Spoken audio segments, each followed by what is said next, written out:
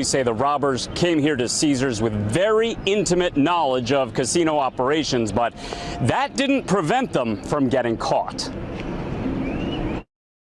I don't think these were, master criminals here. Investigators say they were in and out of Caesars in 4 minutes, but within hours, authorities had at least one of the suspects on their radar. It just collapsed on everybody involved very shortly afterwards. Speaking publicly today for the first time since the July 21st heist in Atlantic City, New Jersey State Police announced the arrests of 8 people, including these 5 men. Atlantic City's criminal troubles haven't been confined to street gangs.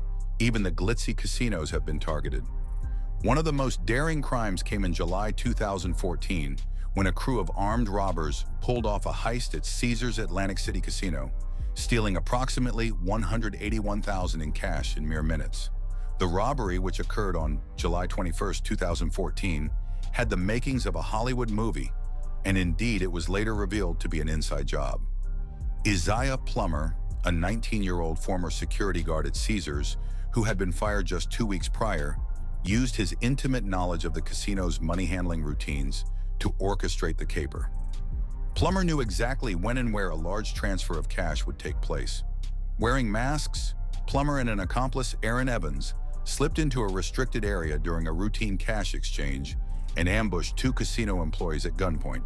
Plummer pointed a handgun directly at the unsuspecting security officers and ordered them back, while Evans grabbed 2 plastic lockboxes containing the morning's cash, over $180,000 in high-stakes gambling proceeds. The heist was executed with precision and speed. Within about 4 minutes, the robbers had vanished out a side door where getaway driver Nathaniel Green Lee was waiting in a car.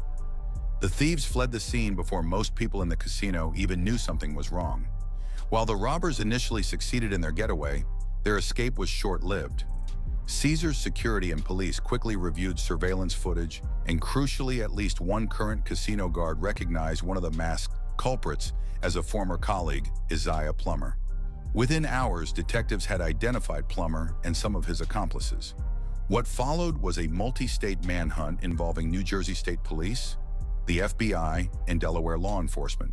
Plummer himself was arrested within a day of the robbery in Atlantic City, but 2 others, including getaway driver Green Lee, fled the state, forcing police to pursue leads in Pennsylvania and Delaware. The search climaxed on August 6, 2014, when authorities in Delaware executed a search warrant at the home of Green Lee's father in Bear, Delaware. As a Delaware State Police SWAT team breached the front door, Green Lee's 50-year-old father, John Green Lee, opened fire on them with a shotgun.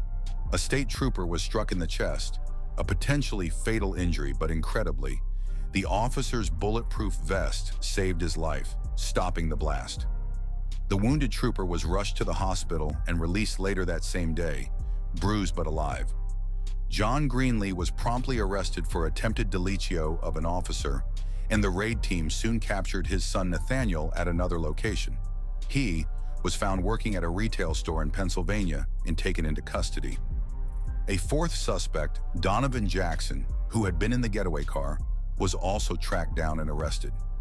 In total, 8 people were ultimately charged in connection with the casino heist conspiracy, including a few others who helped plan or attempted to conceal the crime after the fact.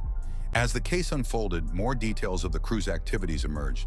Police recovered roughly $150,000 of the stolen cash during their investigations.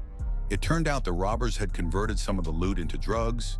Officers seized about $50,000 worth of Mary intended for resale when they arrested one of the suspects. The casino employees who had stared down the barrel of Plummer's gun were certainly victims in this crime, left traumatized but physically unharmed. And the Delaware trooper who was shot thanks to his vest, he survived with just injuries, making him an extremely fortunate victim of the gang's violent desperation. Caesars, for its part, beefed up security protocols after the incident. A spokesperson for the casino praised law enforcement's swift action and emphasized that the safety of guests and staff was the top priority. The suspects all faced serious charges, including armed robbery, aggravated assault, and weapons offenses. By early 2015, Plummer and his co-defendants began pleading guilty in deals with prosecutors. Plummer, as the ringleader, received a hefty state prison sentence, reported as 15 years.